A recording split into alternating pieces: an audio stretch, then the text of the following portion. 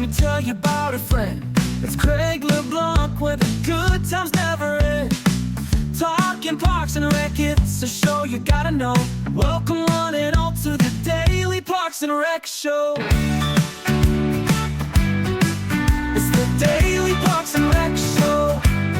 I noticed was you had families going back to the park. You had the campsites, and everyone pretty much reset when they started going out and enjoying family time again. Once that happens, then you have people taking ownership in the park. That's my park. I live right down the street from that. They don't refer to it as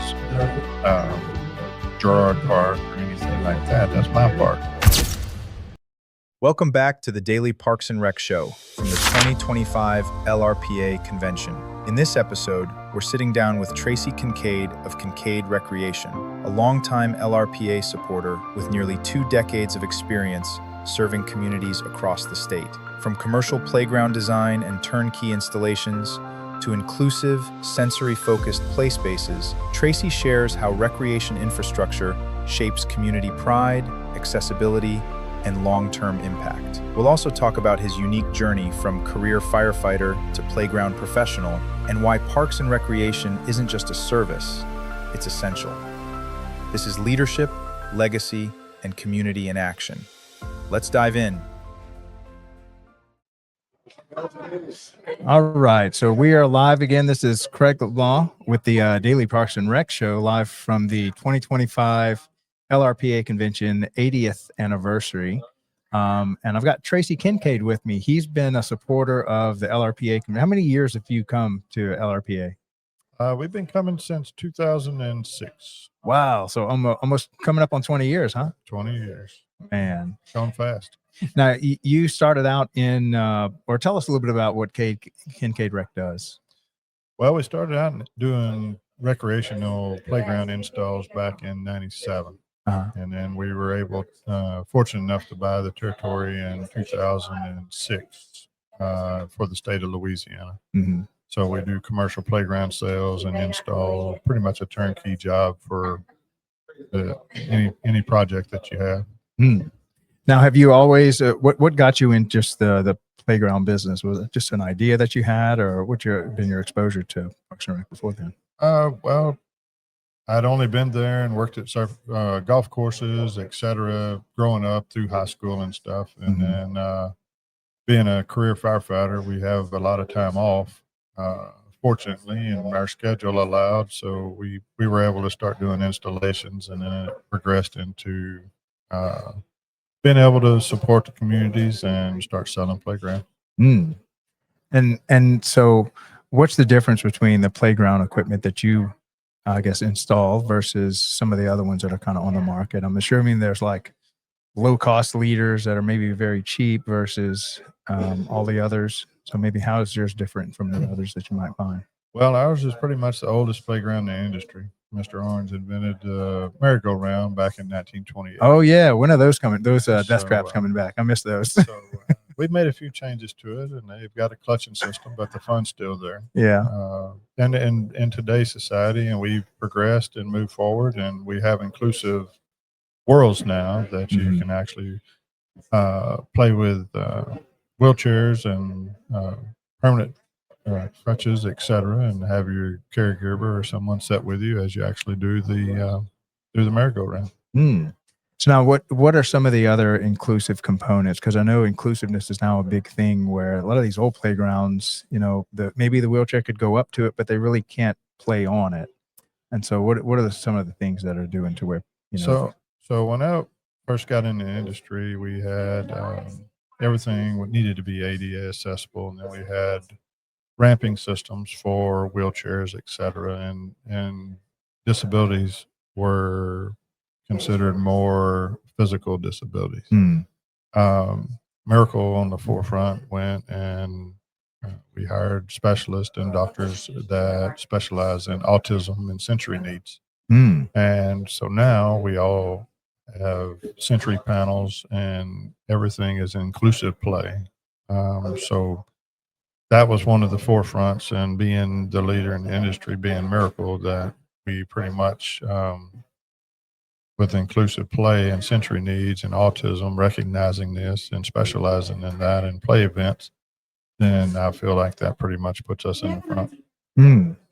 All right. So now let's talk a little bit more about, you as a fireman or fire department. How did you get involved in that? Being from a small town and community, the volunteer fire department is very well respected, and it was just part of something I wanted to be a part of in our small town. How old are you when you? I was 21. I Oh, was wow. 21, and So you've put out fires before? oh yeah, yeah, What- a lot more in the older days than I have Yeah. recently. But yeah, I know so- that's the most tragic moment for a lot of people in their life when their house is on fire, but it just seems like it's like you hop on a fire truck. It's like a kid's dream to just hop on a fire truck, come to the rescue, put out a fire, help people in their worst moments. Yep. So that's and I enjoyed it, and I was fortunate enough to be get a career job, and I've been doing that over 31 years. So Yeah. Then the playground business is very rewarding when Yeah. you go to a small community or school district, and they've saved a lot of money for a particular system and events, and they have a city park that they can be proud of. Then their community comes together, and you start to see enthusiasm, and everyone gets behind it. Now you started out in the Texas market. Or you have the whole Texas market, or just a part of it? And No, I don't have any part of Texas in the okay. playground industry. Just the state of Louisiana. Okay. Any other states or just Louisiana? No, just Louisiana. And so y'all have a network that covers pretty much the whole country. We're with worldwide, your- actually. Yes, sir. Okay. Mhm. And that's Miracle's worldwide. with Miracle? Yes, sir. Okay. So they're a pretty good manufacturer to deal with, I'm assuming? Yes, sir. Yeah. They're probably before we started doing directly with Miracle, we were let's see, we did installs and other things for other manufacturers, and when it came down to it, and Miracle was the only product that I would be interested in representing with my name on it. Yeah, fantastic. And so maybe give a little pitch to LRPA, since you've been coming here for so long as a vendor. What would you recommend for other vendors, why it's important to attend a conference like LRPA? LRPA is a very, very tight-knit group. We promote education, parks and rec, and you start doing the studies in these big sports complexes and everything like that. Then you start getting the documentation to show the economic impact that Parks and Rec has on a community.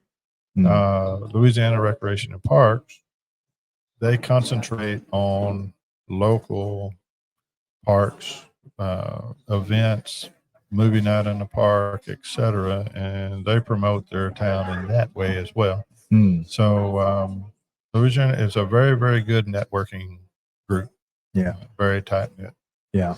All right, so we have a weekly show. It's actually 4 days a week, Monday through Thursday, 10:30 a.m. Eastern, all on facilities maintenance. So I'm going to play this little promo, and then I'd like to talk about just basic maintenance of the playground equipment that you could sell. And so let me play this, and we'll come right back. Yep. Behind every thriving park, every safe playground, every event-ready field, there's a team working before sunrise and long after sunset. This is Facility Maintenance, the only show created for and by the unsung heroes of Parks and Recreation. Brought to you by DPRS Media Co., where real work gets real recognition. From restrooms to rec centers, HVAC to turf tech, we go beyond the job site into the heart of operations that keep our communities moving. Our mission? To elevate maintenance teams through stories, solutions, and shared experience. Our vision? A world where every facility crew is seen, valued, and fully supported. Each episode features operators, innovators, and leaders, sharing tools, tech, and tactics that make the impossible look easy. Facility maintenance isn't just a job, it's purpose, it's passion, and now it's a show. Facility Maintenance, where tools meet purpose, where work becomes legacy. All right, so let's talk a little bit about just maintaining these playgrounds that you install. First of all, what's their average lifespan that these things have for the cities? Pretty much a good rule of thumb on a particular park that's used Probably 20 years. You'll get a good 20 years out of it. Now, some are abused more than others, and then some are in pockets where they're not as abused, so they last a little longer. As far as the average playground, most likely around 20 years is a good life expectancy. And so what's some of the stuff they'll have to be maintaining throughout that 20 years?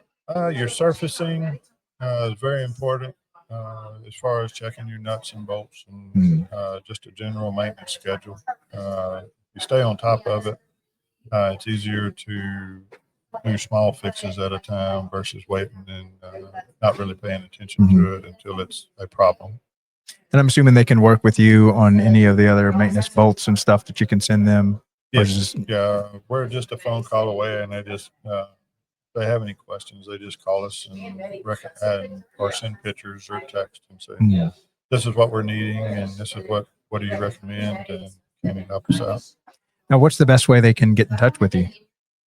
My cell phone is usually the best way. Hold on, I'll put that, if you don't mind, I'll put it in the headline. Okay. All right, go ahead, say it to me. 936 936 328 328 9733. 9733. Did I say that? Did I do that right? Yes, sir. That's it. There you go. So if you want to get in touch with Tracey on a Miracle Playground equipment here in the state of Louisiana, there's his mobile. Hit him up. Okay, so one last thing I wanted to play. We made this promotion for the industry about why Parks and Rec should be considered an essential service. So I wanted to play this and get your take on it, and then we'll come right back. Okay. When we talk about essential services, what comes to mind? Police, firefighters, healthcare. But there's another essential service, often overlooked, yet always present. Parks and recreation. Parks and Rec is health. It's the walking trail that lowers blood pressure, the recreation center where seniors fight isolation, the swim lessons that prevent tragedy before it happens. This isn't a luxury, it's a lifeline. Parks and Rec is safety, a playground instead of a street corner, a basketball court instead of trouble, a summer camp where every child belongs. It's not just about activity, it's about protection, prevention, and possibility. Parks and Rec is community, the festival that brings neighbors together, the cultural event that teaches respect and diversity, the open space where a city breathes. It builds bridges where division once stood.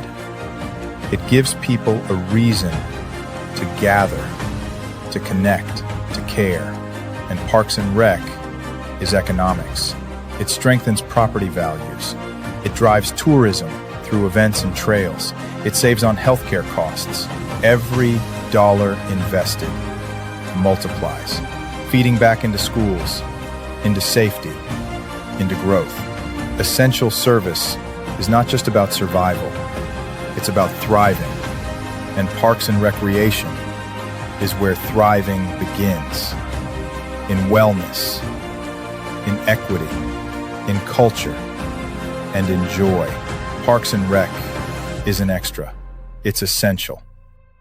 For our health, for our safety, for our communities, for our future. A message from the Parks and Recreation community.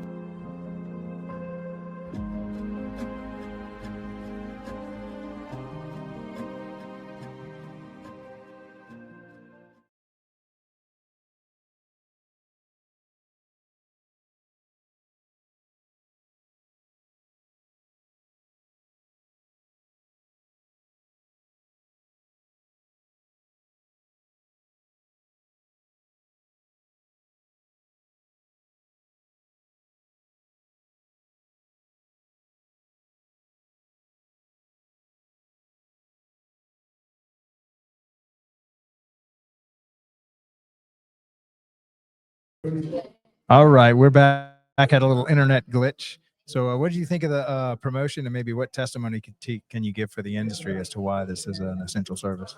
Well, the video was very good. That's all right. The video was very good. It showed a lot of things with Park and Rec. things about Park and Rec, and I know COVID hit in 2019, 2020. But what I noticed was you had families going back to the park. You had the campsites, and everyone pretty much reset, and they started going out and enjoying family time again, etc. And once that happens, then you have people taking ownership in the park. That's my park. I live right down the street from that. They don't refer to it as uh, Gerard Park or anything like that. That's my park. And they go there and they pick up the trash. They have events there, and they look forward to having events with their family. And then their family eventually someday will tell stories about that. And they want to take their kids to where they grew up. And I don't know how many times I've heard where it's, I used to slide down that slide over there. Oh, We need some new playground equipment because I slid down that slide. It was 35, 40 years ago. Yeah. So then they tell stories of the past and things of that sort. Ownership of a community is the best thing you could have. Yeah. Yeah, 100%. I think COVID kind of taught us that lesson where, it's that, what's that old Otis Redding song? You don't miss your water till one's dry. That's true. It's like once we lost the park systems, we saw how valuable they were. And the people, they got back to doing things as a family. I don't think I've ever seen in all the travels, I don't think I've seen everyone mow the yards on the same day. Everyone's houses, there were so many home improvement projects, building fences and things going down the road. And then, like I said, your state parks and your community parks, tent camping, fires, bonfires, s'mores. I mean, it was just, to me, it was a neat time. It was almost like a reset. Now, I know a lot of folks, it shut down a lot of industry, et cetera, but it also brought back people to taking ownership of their local communities. Well, thank you so much for coming on the show today, Tracey. And I appreciate you sticking with LRPA for almost 20 years. And I'm assuming you're going to be in Lake Charles next year as well, huh? Yes, sir. I'll be there. All right. We'll see you then. Have a great rest of your convention. Yes, sir. Thank you. All right. Take care. Are you ready to lead the next generation of Parks and Rec? Whether you're a student, intern, or rising leader, welcome to the Young Professionals Network by DPRS Media Co. Our mission? To empower early career professionals in parks and recreation through mentorship, visibility, and real-world leadership development. Our vision? A national network of passionate, prepared, and purpose-driven leaders who shape the future of public service. Starting now. Powered by the Daily Parks and Rec Show, YPN gives you access to exclusive interviews, career-building resources, behind-the-scenes content, and live events, all created by and for the next wave of Parks and Rec professionals. Learn from seasoned directors, build your brand, get involved with national conversations that matter. Whether you're in youth sports, facilities, programming, or policy, YPN is your launchpad.